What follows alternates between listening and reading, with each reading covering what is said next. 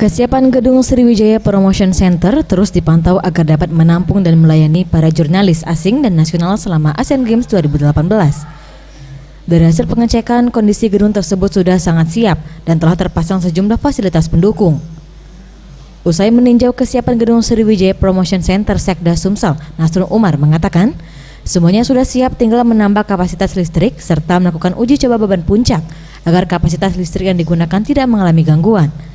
Sebanyak 1.000 jurnalis dapat menggunakan gedung ini dengan fasilitas internet yang super cepat serta komputer yang telah disediakan dapat digunakan oleh para jurnalis selama Asian Games 2018.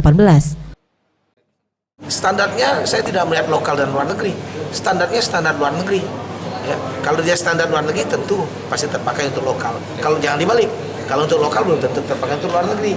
Jadi standarnya maksimal yang diperintahkan oleh OCA, Olympic Council Asia itu kita akan adakan di sini. Dengan itu sedemikian everything is alright.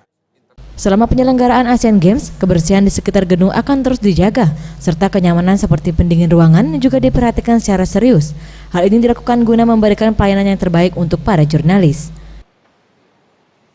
Tim Liputan Sriwijaya TV.